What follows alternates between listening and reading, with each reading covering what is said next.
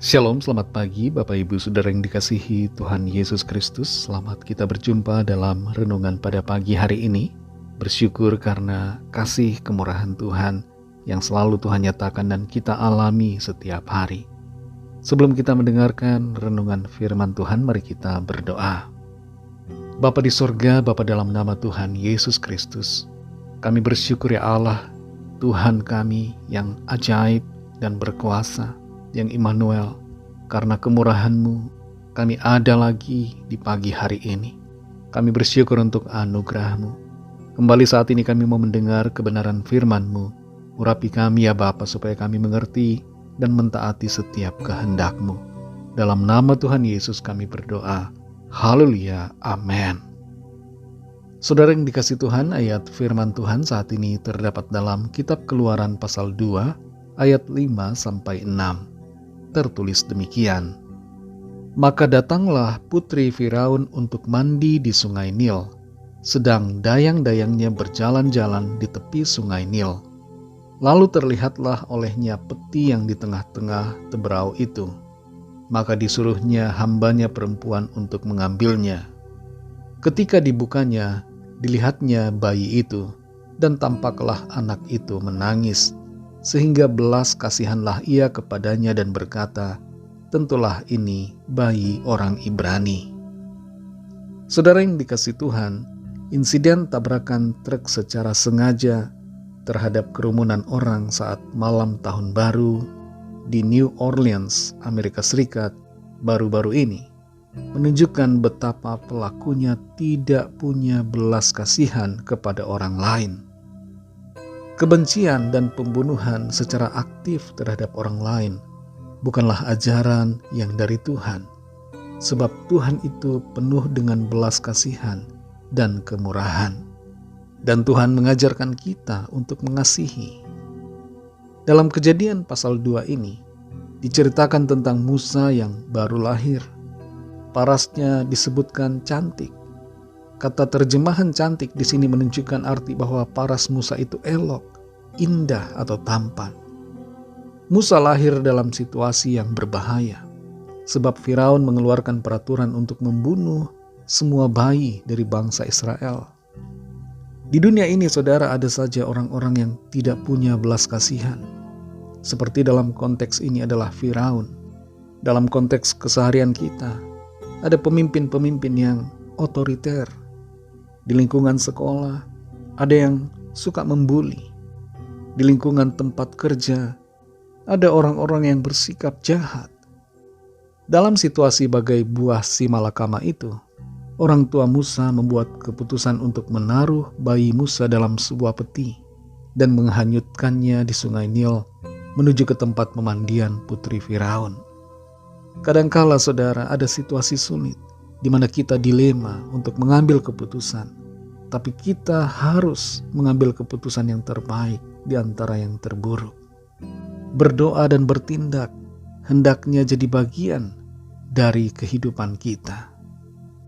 Bersyukur dalam peristiwa ini ada orang yang berbelas kasihan, yaitu putri Firaun.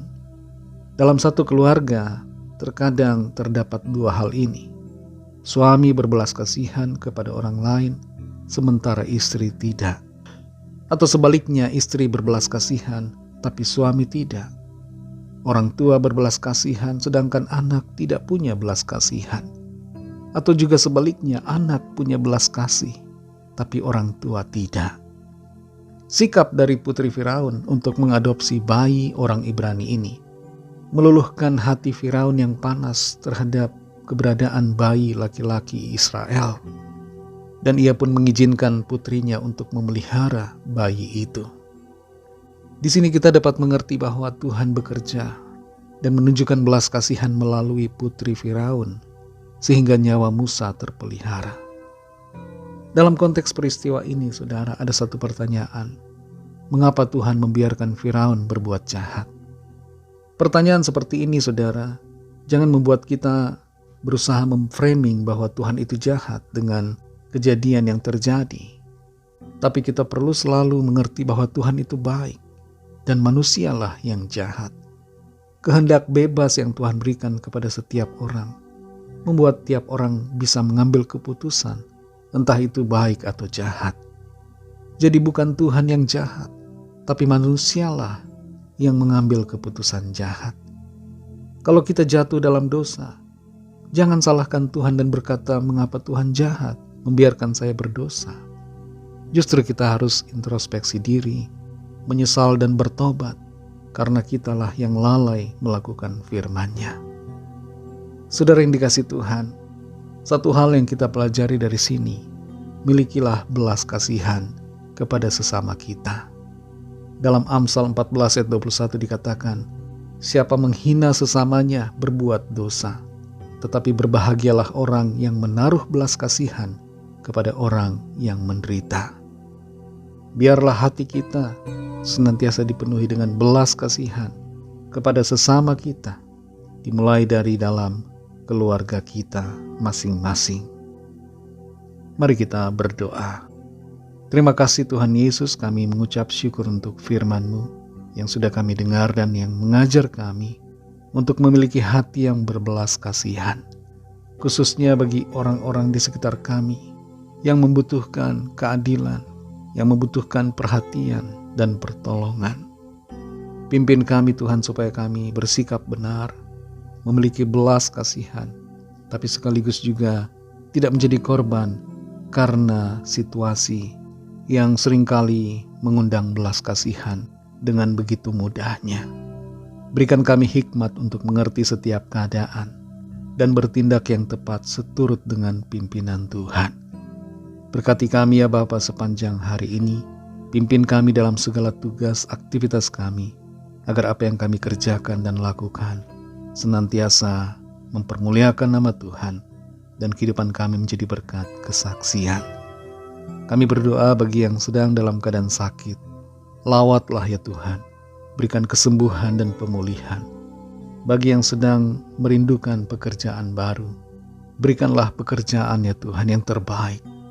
Dan bagi yang sedang mengalami persoalan dan pergumulan, berikanlah jalan keluar. Nyatakan kuasa mujizat-Mu bagi setiap kami. Kami percaya ada kelepasan, ada pertolongan, ada mujizat dalam hidup kami. Kami serahkan semua ke dalam tangan kasih-Mu. Dalam nama Tuhan Yesus Kristus, Tuhan dan Allah kami, Juru Selamat kami sudah berdoa dan mengucap syukur. Haleluya. Mari sama-sama kita berdoa, doa Bapa kami. Bapa kami yang di sorga, dikuduskanlah nama-Mu, datanglah kerajaan-Mu, jadilah kehendak-Mu di bumi seperti di sorga. Berikanlah kami pada hari ini makanan kami yang secukupnya, dan ampunilah kami akan kesalahan kami, seperti kami juga mengampuni orang yang bersalah kepada kami.